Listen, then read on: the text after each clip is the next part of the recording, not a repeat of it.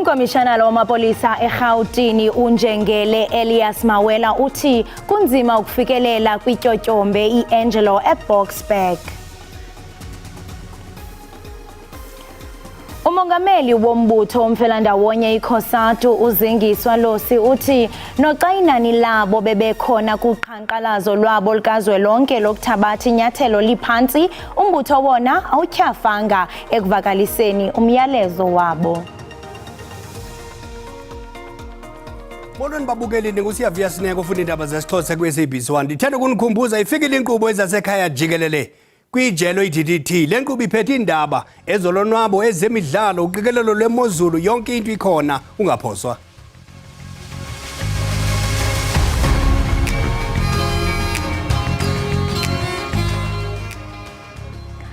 Ukomishana wamapolisa eGauteng uNjengele Elias Mawela uthi akukho lula ukuba amapolisa noba abezimo ezingxamisekileyo bakwazi ukungena ematyotyombeni wasa-Angelo eBoksburg. Abantu abayishumi-nesikhombisa beshonile ngemva kokuvuza kwegesi yohlobo lwe-nitrate oxide ngolwesithathu ebusuku emjondolo esekuruleni. Abanye abayishumi-nanye bangeniswe esibhedlela. Kusolakala ukuthi abavukuzi abangekho emthethweni abahlala emphakathini bahlanza futhi bacwenge igolide endaweni besebenzisa izigubhu zegesi. Imbangela yokuvuza kwayo ayikakaziwa kanti kusaphenywa. Umongameli wombutho omfelandawonye iKhosatu uzingiswa Losi uthi noxa inani labo bebekhona kuqhankqalazo lwabo lukazwelonke lokuthabatha inyathelo liphantsi, umbutho wona awutyhafanga ekuvakaliseni umyalezo wabo. Okalosi ukhokele ugwayimbo kwidolophu yaseGqeberha kwiphondo laseMpuma Koloni uya kuyinikezela ngoxwebhu lwezikhalazo zabo ezidandalazisa imiba eliqela echaphazela abemi baseMzantsi Afrika nequka izinga eliphezulu lolwaphulo-mthetho, intswela-ngqesho kunye norhwaphilizo. Ezinye zezikhalazo nezicelo zabo zeziquka ukunyuswa kwemali yenkamnkam, ukubhatalwa kwemirholo koomasipala, ukuvumela abasebenzi bakamasipala ukuba baxhozule imikhala kwiiofisi zamanye amaqela politiko kunye nokuhlangula ipost office eqhwalelayo nelawulwa ngurhulumente welizwe. Enkosi ngokuhlala nathi nisasibukele apha ekhaya jikelele kwinkqubo-ndaba yakho uDTT. Ukanti ke mbukeli ngoku singena kwinqaku lethu lendaba isengiyabika iReport apho usixelela ngemibandela ohlangabezana nayo mihla le. Thina ke ekhaya jikelele senze iinzame zokuba sikuqhagamshelanise nabantu abangakunceda. Namhlanje ke siye sabhalelwa nguye uKilitsaletsi Malaphela osuka ePhumula eRoundabout kumasipala ekurulweni. Msakazi uKilitsaletsi Malaphela lona from Ekuruleni around Mapliten Roundabout Phumula. Thina we got issue about la ekuhlaleni emphakathini vandalism akuyagqekezwa illegal dumping, so ingxaki leyo esinayo kakhulu la ekuhlaleni ne-unemployed of rate abantu abasebenzi. Yonke indawo ingcolile nje, kungcolile kakhulu ngenye indlela nje emangazayo, kungcolile kula kakhulu khona bekwenzakala khona istrike kaningi abantu baseRoundabout mangabe sebavalile izindlela bavala lana emarobotini bestrikela for ugesi na area eRoundabout bengikhuluma ngayo ukuthi ayina gesi for it's been a month now bengenawo ugesi. Like yonke into nje kuyabheda ubugebengwa la ikhona la kuyenzakala izinto eziningi, abantu ababanjwa khona inkunzi most la duze nase-BB Karachi ngoba ubona kuse-Heckleback Road lana, kuse-Heckleback Road nearly BB Karachi, and kula khona kwenzakala i-scrapyard is-ownwa ngabantu abakufika bangaphandle abangenawo ama-proper document. Imfumba yengxowa zenkunkuma ezikrazukileyo bobumdaka obuthe chithisaka kwizitelato ingakumbi kwiilokishi ezikwindawo zasedolophini ngumcelimngeni. Iqela labahlali bakwisixeko bamamelela urhulumente ukuba abonelele ngeenkonzo ezisiseko kule lokishi. Sisakrweca ke umnumzana Zweli Dlamini othethelela umasipala ekuruleni. Masikubulise mnumzana uZweli, sikwamkele enkqubeni Ekhaya Jikelele. And thank you for the opportunity. Ngatsho mnumzana, abahlali bayakhala ngobumdaka bezitalato endikholelwa ukuba ziphantsi komasipala wenu. Ingaba uPaula usithini ngalomba? Eqinisweni so masipala inkunkuma siyayibutha every week kuwo wonke ama households kuzo zonke itrati. We may have a problem when it comes to illegal dumping, but in the ubutha inkunkuma we do that religiously, as not challenge at all in all facets of the municipality. Furthermore, abahlali, if we have a problem mhlawumbe collector this week, we'll vigelandelayo siyakhona collector.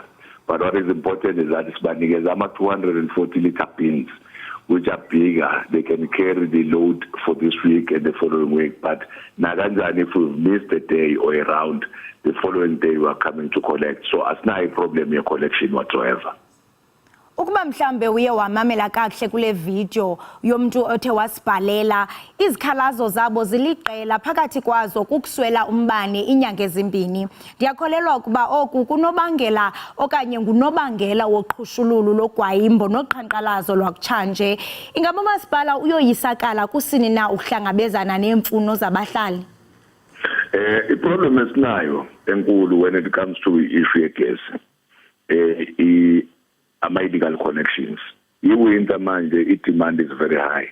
So illegal connections are overloader the system. There's a power outages, and in most instances you find that even the substations are then damaged. There's also the issue about cable theft and the systems failure, which is general, but also there is load shedding. Sometimes when the power comes back with load shedding, certain things get damaged in the substations, but into lezo is attended on a daily basis. So we are basically looking into it, and we know there's a challenge, and we are attending to the challenge. And the people also know, because we've engaged them several times on these issues. Let's work together. And also there is the issue of payment of services, which is critical. Because for us to be able to provide services, we need people to pay for services. But we are engaging the community, and hopefully we'll find out another soon.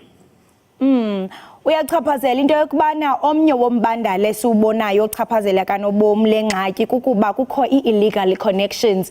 Sithetha apha ngengxaki eqhubekayo eyenzekayo. Ingaba mhlawumbe njengosisho into yokubana you are looking into it, sijonge ukuba ingasombululeka nini, kwaye ingaba kukhe kwakhona uthethathethwana ukuzama ukusombulula le nyewe phakathi kwamasipala ekuruleni nabahlali base-Rondabelt? Abantu abahlali base-Rondabelt they've been staging ama-service delivery process several times. Eqinisweni siwatholile ama-memorandum wabo, sazama ukuwaphendula. But njengoba usho-ke msasazi that there is a problem yalento illegal connection. Illegal connections noma ungangena namhlanje ufike remove all these illegal connections and stuff like that. Manje kuseni, by the evening when you go to bed, they would have been reconnected already. So there are those people who are thriving in ensuring that they reconnect and get paid for something. So the community must work with us to assist in terms of ensuring that illegal connections don't happen, because they happen in the communities, and these people connect informal houses to informal structures. So we need the community to work with us here. Unfortunately, it's not a battle that we can win on our own. No, must not remove all cables in all of South Africa. I can tell you now, by the time we go to sleep today, 90% would have reconnected already. So it's a problem, a prevalence, and unfortunately, it puts a strain on a very strained national grid or electricity grid. That's why then you will have unnecessary power outages. Sibambe ngazo zozibini ngexesha lakho ngalentseni siyathemba into yokubana nabahlali bazawuntobana bakholiseke ngalodliwano ndlebe kwaye into engamandla kukuba kube khona izisombululo singathethi nje kuphela. Enkosi kakhulu. Siyabonga mama.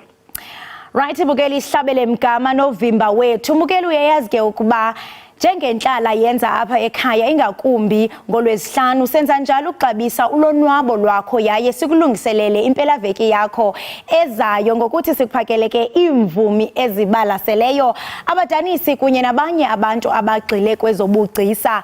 Hayi ke isiko linenqayi ngoba kaloku namhlanje kumagumbi ethu sasazo sindwendwele nguye uAmanda Ntunja ongumbhali nemvumi yengoma. Masikubulise Amanda sikwamkele enkqubeni right? Sanibonani njani? Ndiyaphila nami khangixele ngale outfit because bright relevant Tonga you are hip and happening. This is self-made.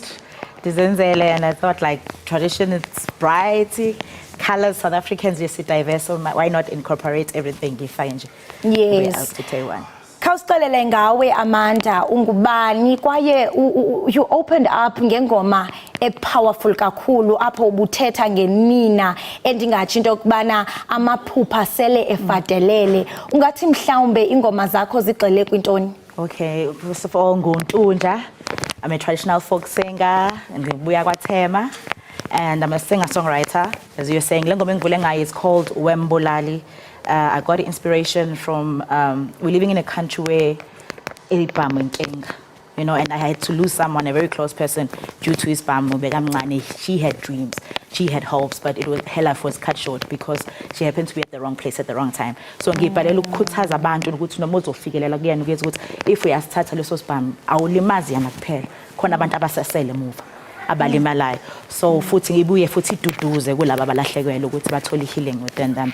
And umculo wami ngibhala umculo woku-inspire, wokuheala, wokujabulisa nje.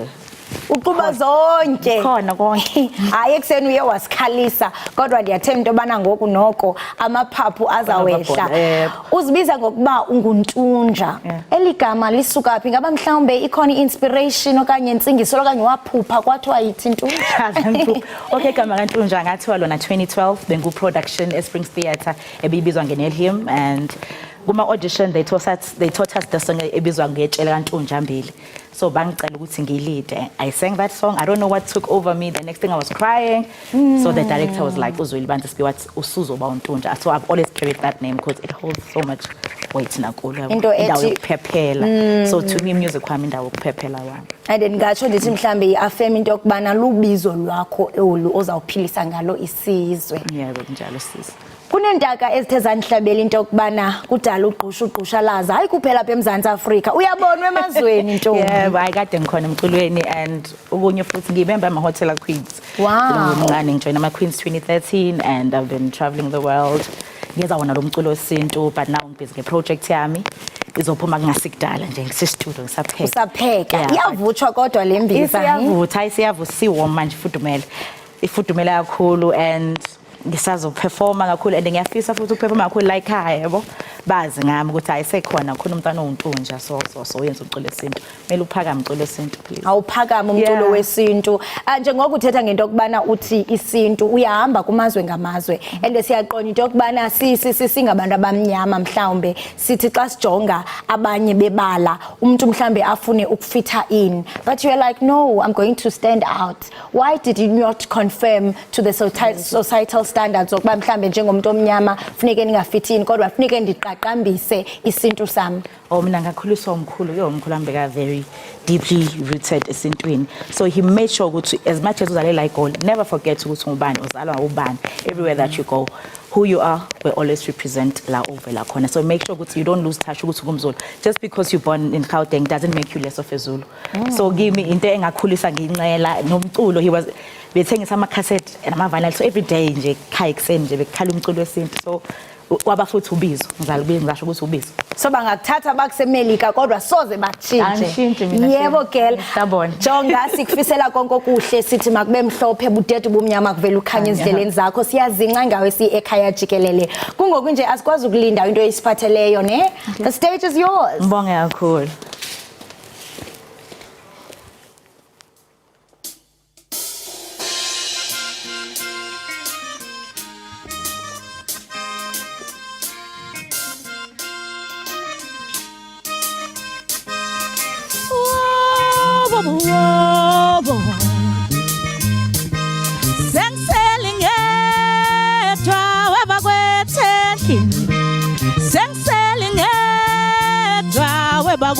endlini sekuyimusima ngedwa njengelanga sekuyimusima ngedwa njengelanga wokufa wangilaya wangithathela indoda wokufa wangilaya wangithathela indoda wokufa wangilaya thathela indoda wangithathela indoda wokufa wangilaya thathela indoda wangithathela indoda wokufa wangilaya wangithathela indoda wokufa wangilaya wangithathela indoda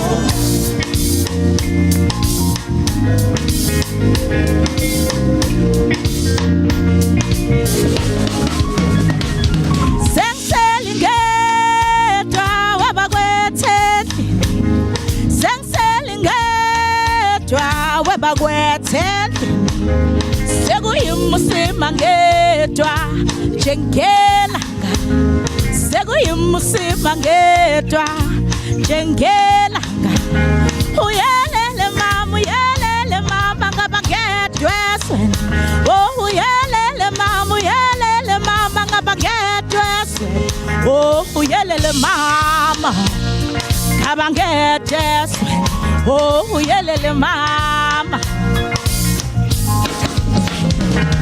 Oh tulawutana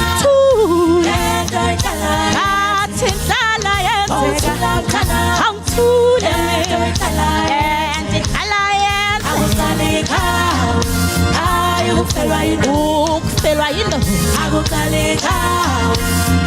Ukufelwa yinto Zothula kanjani Zothula kanjani Mina ngithule kanjani Zothula kanjani Ngoba ubuhlungu buzwiwa yimi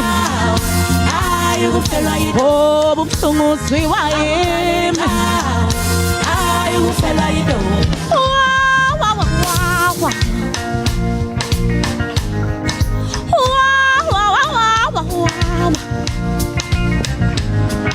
Zothula kanjani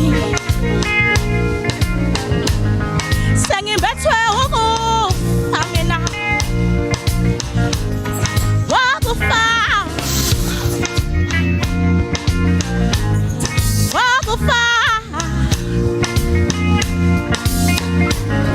Wangithathela indoda Athi ndlala yenzeka Angithule Oh bidlala yenza Ukufelwa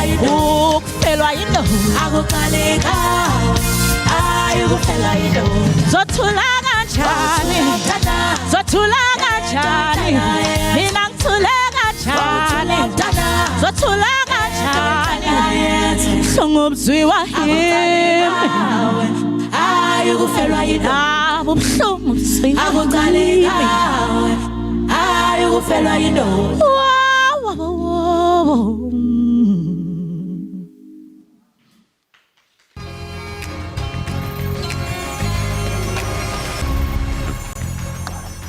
Sikubingelele mbukeli ekhaya Jikelele sibonge kakhulu ngokuthi uhlanganyele kanye nathi mabe usanda kufika hawu cishwa sithola singasekho kodwa kungcono sithole singakahambi abantu base-Afrika kubathatha isikhathi eside bengakholelwa ebuhleni bey'nwele zomAfrika kunalokho ke abesifazana abamnyama bebekholelwa ekutheni bahle ngey'nwele ey'qondile ey'fana nezabamhlophe nokho ke owesifazane oneziqu ze-Bachelor of Science Honours eNyuvesi yaseStellenbosch usesungule inkampani ekhiqiza imithi ekhulisa iy'nwele nedale imisebenzi engaphezulu kwama200.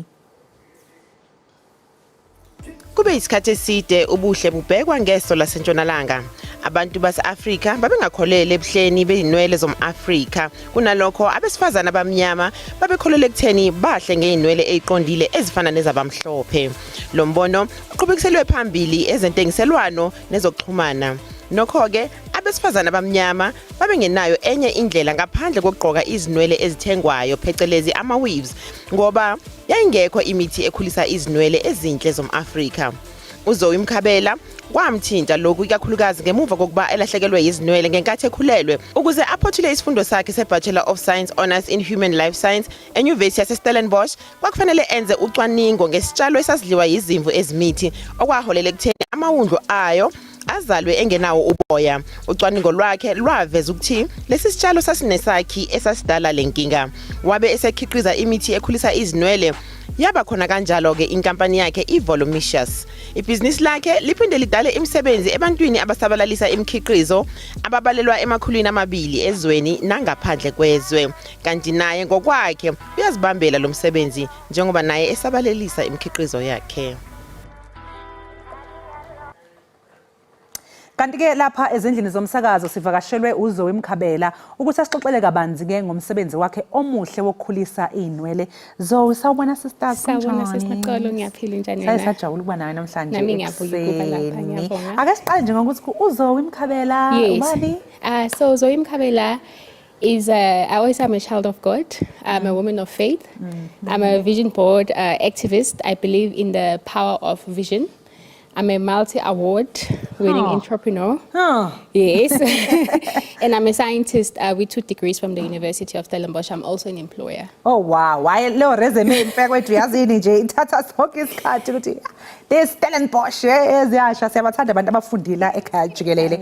Manje weZoe ngesikhathi ke abanye abafundi benza izifundo zabo mase kumele ukuthi ena ugraduate sekufuneka kwenza ucwaningo ngaphambi kokuthi uphase. Wena bathi benza okunye wena wakhetha ukwenza ucwaningo ngokukhulisa inwele.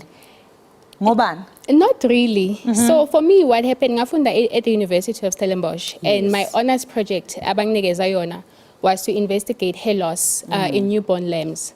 And little did I know that my university project will actually help me in coming up with Volumicious. Because in 2016 then, because of stress and pregnancy, then my inwele zami zawazaphela. Oh. And then that's how this came about, inspired by my research project. So i-research project yakho le wawuyenza yayiveza ukuthi yini into ekhulisa inwele mangabe unganazo? Not really. So the research project that I did, they were pregnant mothers. The pregnant mothers were eating this particular plant, and the newborn lambs were born without fur. Yeah. So mina i-project yami was to investigate ukuthi yini beyilapha phakathi kule plant beyenza ukuthi inwele of these newborn lambs zingabikho. Iningizimu Afrika ibhekene nenkinga enkulu yokungalingani nenkinga yokuntula kwemisebenzi. Wena wawusebenza wayeka umsebenzi wadedela abanye wase ukhiqiza lemkhiqizo naye edala amathuba for abanye abantu. Yes, yeah. So I was being corporate for 10 years actually before I went to venture into full-time business. And then I was even under pressure because at the time it was becoming difficult to juggle umsebenzi and then side hustle. So this big side hustle it was not really something that I planned to make big. It was just nje plan yakaNkulunkulu. Manje awungitshela ke what does it take ukuba umkhiqizi wama products njengalawa? Like ngiyazi ukuthi ibhizinisi alikho lula at all. So wena izinga lakho lokukhula ibhizinisi lakho uyalibona kanjani nanokuthi iziphi ingqinamba mhlawumpeni ekutheni uqale kahle leli bhizinisi lakho? You know ngihlale ngithi mawufuna ke business ufuna ungabi ne-fear, ufuna ungasabi, ufuna ube nesibindi. And ube hard worker, ube committed to what you are doing, and also to believe in yourself, and also understand ukuthi failing is also part of the process. Because abantu abaningi basaba to venture out into opportunities. Because basaba ukuthi what if it doesn't work? What if people don't support me? What if it fails? But ube nesibindi and tell yourself ukuthi whatever I set my hands to do uzawuphumelela. Manje usizwa kanjani nje ke sisi abantu wenza ukuthi abantu bayiqhenye ngeinwele zabo abazalwe nazo kukwenza nje uzizwe kanjani ukwazi ukuthi wena isizathu esenza ukuthi abantu bayiqhenye ngeinwele zabo? You know, for me kuyangijabulisa kakhulu, you know, especially because sidila nabantu uthola ukuthi umuntu bekane injips bathi injips oh bekane impandla ama hairline ayahamba ama hairline, you know. So for me it really kuyangijabulisa kakhulu ukubona umuntu athi no sisi ngiyabonga ukuthi because of your product yakho manje sengine confidence I'm able to go out in public with my own hair. For me, it makes me because happy. abanye abantu into engengayibona kunabantu vele abanama conditions Yes. ukuthi nje bavele basuke inwele babe nempandla. Yes. So ama products akha asiza bonke abantu, umuntu wesilisa umuntu wesifazane. Zonke bonke. Mawunenkinga nje yempandla nje. Impandla, injipsi, inwele Yes. ezingakhuli, inwele eziphukayo, inwele ezithin, ama products wethu ayanceda. Akusitshele ngemqomelo suka ayithola njengoba ushilo phela nguzwile mina umu-introduce eqaleni uthi award winning. Yes. Awusitshele ngemqomelo siyitholile. Leading brand of the year.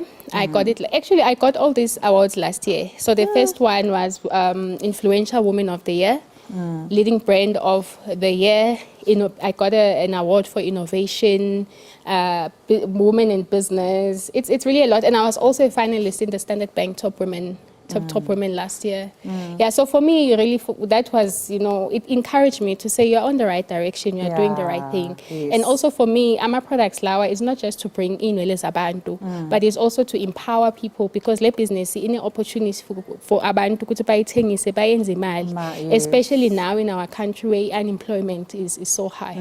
Ayi cha siyabonga umsebenzi wakho Zoyazi muhle kakhulu. Mina ngijabulisa nanokuthi okungaphezulu ukuthi on top of extra ukuthi umuntu webala elinsundo. Ngiyabonga, Yes. sisibona. So ake sibheke lama products akho Yes. mhlawumbe ungibonise nje noma 1 or 2 ungitshela ukuthi enzani wona. So sine shampoo, so we've got different ranges. Le pink yabantwana nabantu abane scalp esi sensitive. Okay. So kuze inwele zakho ikhule ufuna ukhona ukuyiphatha kahle. So thina I routine yethu ukuthi ufuna ugeza inwele zakho at least once a week. Yeah. Because the skin sethu it sheds dead cells and the dead cells they sit on our skin and block our pores. Yeah. And then we've got the hair food and also oil. Yeah. These two they stimulate the hair to grow faster. And we recommend ukuthi abantu bayisebenzise together. Kube ikhombo. Yes, combo, yes. They must communicate. And manje njengoba yabona we are in winter, we must keep our hair in a protective hairstyle. So for me, this is my protective hairstyle. This is how I grow my hair. So nge-spray lesi ke uyaspray inwele ukuthi zingaphuli. Yeah, manje Zoke umuntu ke osewabona lama products uthi hawe ma ngafa injips ngiyawadinga lama products angawathola kanjani? So we've got 2 hair clinics lapha eJohannesburg. They can come to our hair clinic and buy it from there. Okay. Or they can go to our website www.volumicious.co.za or they can call our office on 010 4760222. We also have distributors nationwide, so they can also buy So from noma the ngabe distributors. usolundi noma unganongoma seNewcastle lalela ama products azofinyelela. Azofika, we deliver nationwide. Hayi siyabonga kakhulu ke Ngiyabonga sisami sikufisela konke okumhlophe Ngiyabonga. uqhubeke nomsebenzi wakho omuhle uqhubeke futhi empower more people uphe abantu more opportunities ukuthi basebenze siyabonga Ngiyabonga, kakhulu Sis ngesikhathi Naqolo. Thank sakho you so keep much. shining Thank you. hayi ke umbukelo bekuzo kuyimkhabela ebesixoxisana nayo kungimkhiqizi wananka ama products ayenza inwele ukuthi ikhule sibonga kakhulu ke ngesikhathi sakhe njengamanje ke embukela ke sinje equ ngaseyitolo sizobuya emva komzuzwana ngaphambi kokuthi siye kwizimo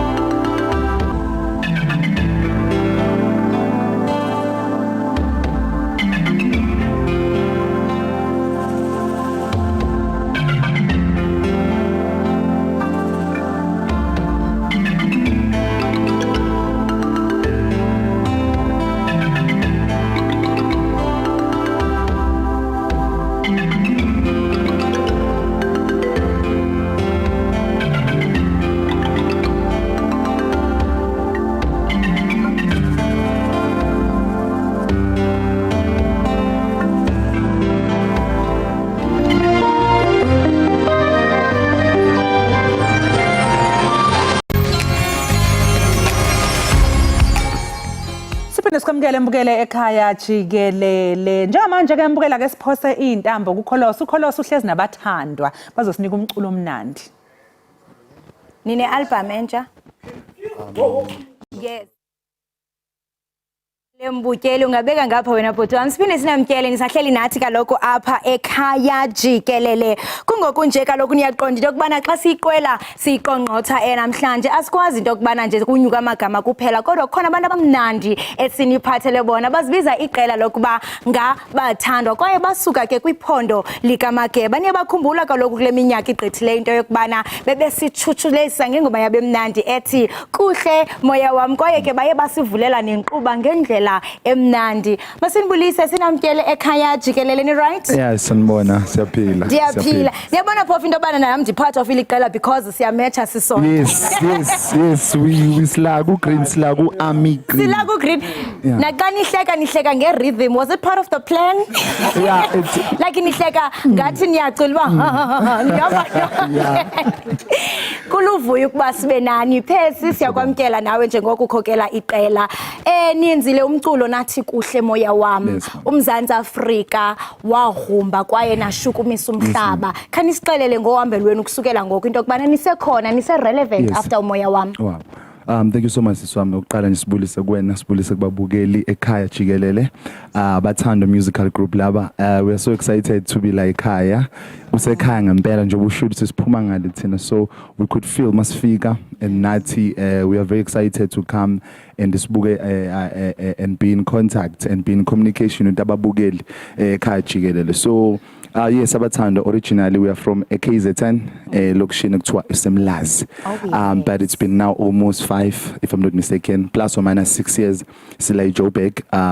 So it has always been vele kuyiphupho lethu to move away, not necessarily from KZN to Joburg, but we wanted to move away from that because we wanted to create a new trend. Besifuna uba nendlela entsha esingachaza ngayo lento yamaphupho around the people abasilandelayo ababukela kuthina. So yes, now we are here in Joburg, but we move around the country and even outside siya kumazwe njengo Swaziland.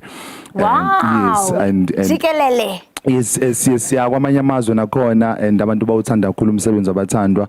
So siyabonga kakhulu nje to all the people who have been supporting, who've been bekholelwa kuthina, sending those messages of support and strength because siswami la isiphuma khona it hasn't been easy but it was still part of a progress and it is part of inqubekela phambili because there were a lot of challenges but uNkulunkulu bethembekile. uNkulunkulu bethembekile into ethi nyani akulahlwa mbeleko ngakufelwa kuba ndiyacinga into kubana uba ngaba mhlawumbe nathi xa niqala yafika lemicelimngeni ne-challenges nayeka ngeba anikho apha namhlanje ukunqina ubuyela kumbuzo wami into yokubana niyena former this group ndiyaqonda into yobana mhlawumbe abanye abekho enaniqale nabo ungathi mhlawumbe nenza njani into yokubana nivisisane kube khona la moya wobumbani into yokubana we are in this to win it.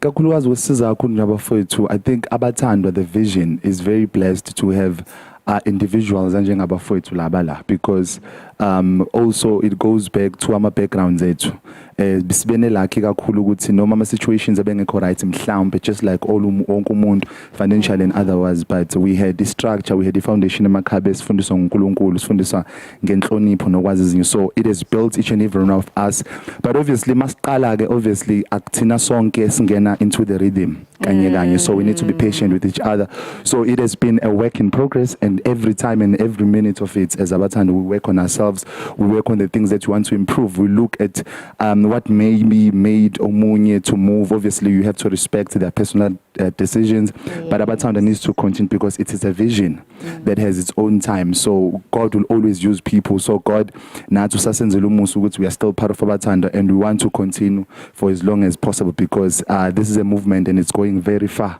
so nathi umsebenzi usimele njengoba sila kusemningi so sicela nje abantu baqhubeke basinike the support basinike and the prayers because we see on our social media people are sending prayers, they are sending words of encouragement, they're even reaching out to us so Senze igama elikhulu siswami. I think liyezwakala kuthina le relevance, and you ask yourself ukuthi kwenzeka kanjani. But I think it's through people bes appreciate and what we do. So we want to thank them kakhulu. Yes, and usolo kugcinanisa into okubana utagod, ubragod, oko emenani, and into ethi ningo brother, nizinceku. And siyaqonda okubana njengonceku asikwazi ukuyibayilekela i-pressures ezizayo kuba yo njengokuba nizinceku mhlawumbe, especially in the music industry, because kunento yokubana mhlawumbe funeke usebenzise iziyobisi ukuze xa ufike eqongeni ube bright abantu bakuve. So njengokuba ningo brother nizinceku nomjolo bethunana sento aniyendeki endleleni amantombi alapha sento nenza njani into yokubana nihlale ni focused kule vision yenu? I think see it's all about ukuthi mindset. So now mindset mhlawumbe eyethi abathandi is not common maybe, but abanye abantu would like mhlawumbe nabafunde, because we just go to the basics of respect and discipline. Even the Bible yakhuluma kakhulu about the discipline. Ukuthi where there's no discipline, people perish. So we want to run away from that as abathanda and the people that are entrusted with the vision, because we might just disappoint the whole vision team as individuals. So once we are enlightened about that, I think then we start to contribute and commit ngendlela ethe kuba matured. So njoba ngisho ukuthi as abathanda we are very straightforward in terms of what we want, what we'd like to see within ourselves. So everyone works individually and collectively to make sure that we get what we are looking for. So I think now it's now there's growth in that aspect. So ukuthi wonke umuntu is taking the initiative and making sure, of which it has always been like that.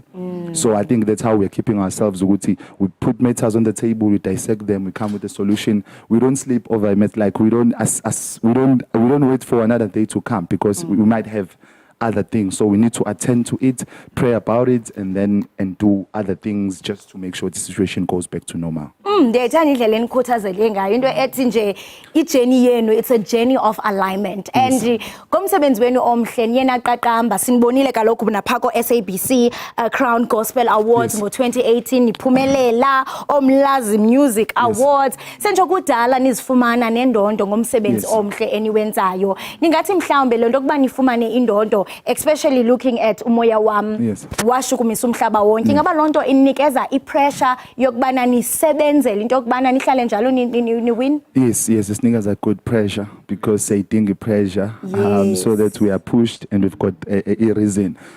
So yes, but most importantly, I think for us it was a push. A push. Yes, it was a push just to say, boys, there's more. So there is more, and usathi there is more. Sifuna unibona ni performer apha kubeni ngengoma yenu. And andanoba ningazikhethela ubrother nobuyi-one apha. Khona ubrother asiphuma. Hayi Tonga, nesithembu akho ngxaki. Siyabulela ngexesha lenu kwaye ke asikwazi ukulinda ngengoma yenu ethi Umoya Wam. Kenene mbukeli we-Ekhaya Jikelele, umoya uyavuma, ziyaqhuma inqawe emaxhekweni. Siyabulela kakhulu ke ngokuba nibe nathi kunye kaloku negqiza lethu le-Ekhaya Jikelele. Ngoku ke siqonqotha ngabo abathandwa bathi Umoya Wam uyavuma. Mna nomamtshali senithanda ngothando lukalava. Chawi. Uyavuma umoya. Umoya wam uyavuma. Uyavuma nana. Umoya wam uyavuma. Kisibona nami ngavuma nana. Umoya wam uyavuma. Kisibona nami ngavuma nana.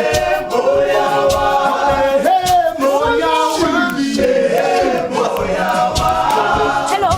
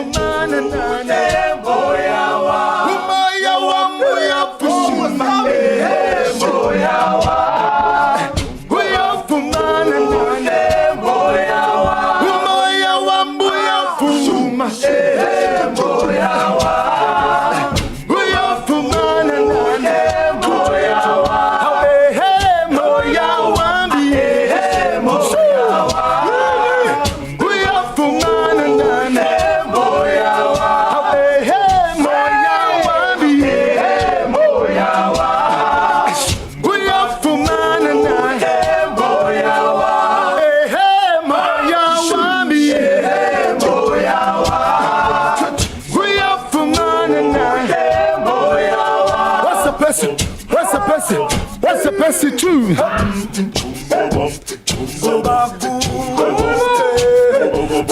Hey yeah yeah yeah. Hey yeah yeah yeah. Hey yeah yeah yeah. Wapuma moya. Wapuma moya. Wapuma. Hey yeah yeah yeah yeah. Hey yeah. Hey yeah yeah yeah.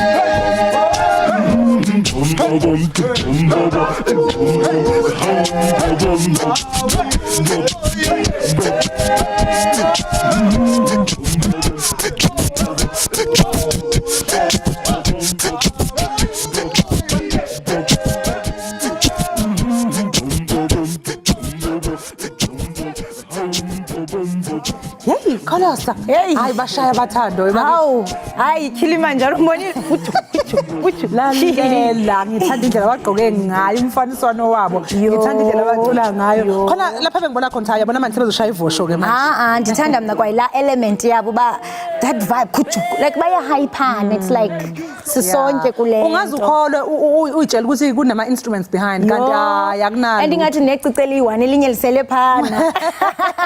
Ndisale fetch, ndithi fetch. No yi1 kanjalo.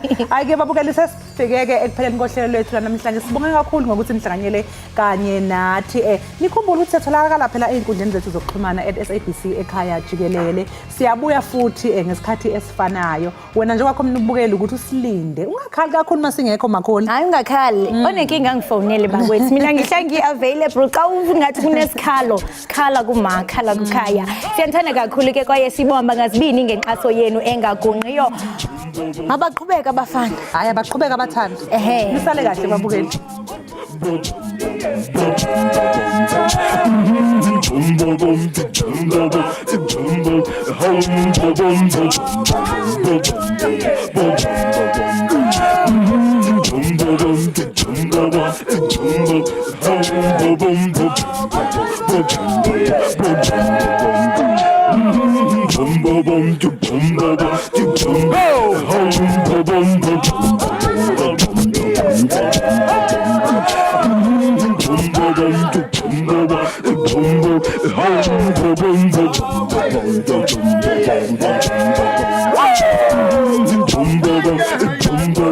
Ekhaya